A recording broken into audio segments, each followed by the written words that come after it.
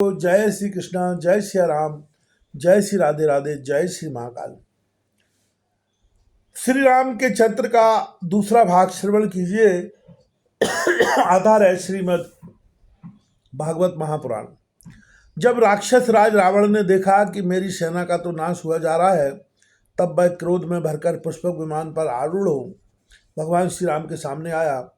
उस समय इंद्र का सारथी मातली बड़ा ही तेजस्वी रथ लेकर आया और उस पर भगवान श्री राम जी विराजमान हुए।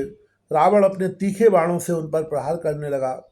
भगवान श्री राम ने रावण से कहा, नीच राक्षस, तुम कुत्ते की तरह हमारी अनुपस्थिति में हमारी प्राण प्रिया पत्नी को हर लाए।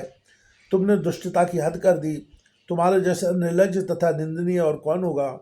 जैसे काल को कोई टाल नहीं सकता, कर्तापन के अभिमान को वह फल दिए बिना रह नहीं सकता, वैसे ही आज मैं तुम्हें तुम्हारी करनी का फल चखाता हूँ। इस प्रकार रावण को फटकारते हुए भगवान श्री राम अपने धनुष पर चढ़ाया हुआ बाण उस पर छोड़ा। उस बाण ने वज्र के समान उसके हृदय को विदीर्ण कर दिया। वह अपने 10 मुखों से खून उगलता हुआ विमान से गिर पड़ा, ठीक वैसे ही जैसे पुण्यात्मा लोग भोग समाप्त होने पर स्वर्ग से गिर पड़ते हैं। उस समय उसके पुरजन परिजन हाय हाय करके चिल्लाने लगे। तदनंतर हजारों राक्षसियाँ मंदोदरी के साथ रोती हुई लंका से निकल पड़ी और रणभूमि में आईं। उन्होंने देखा कि उनके स्वजन संबंधी लक्ष्मण जी के बाणों से छिन्नभिन्न होकर पड़े हुए हैं। वे अपने हाथों अपनी छाती पीट पीट कर और अपने सगी संबंधियों को हृदय से लगा लगा कर ऊंचे स्वर से विलाप करने लगी। हाय हाय स्वामी, आज हम सब बेमौत मारी गई। एक दिन वह था जब आपके भय से समस्त लोगों में त्राय त्राय मच जाती थी। आज वह दिन आ पहुंचा कि आपके न रहने से हमारे शत्रु लंका की दुर्दशा कर रहे हैं और यह प्रश्न उठ रहा है कि अब लंका किसके अधीन रहेगी। आप सब प्रकार से संपन्न थे, किसी भी बात की कमी न थी, परंतु आप काम के वश हो गए और यही नहीं सोचा कि सीता जी कितनी तेजस्विनी है और उनका कितना प्रभाव है। आपकी यही भूल आपकी इस दुर्दशा का कारण बन गई।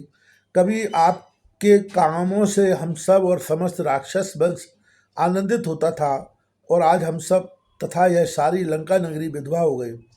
आपका वह शरीर जिसके लिए आपने सब कुछ कर डाला, आज गीदों का आहार बन रहा है और अपने आत्मा को आपके नरक का अधिकारी बना डाला। यह सब आपकी ही नासमझी और कामुकता का फल है।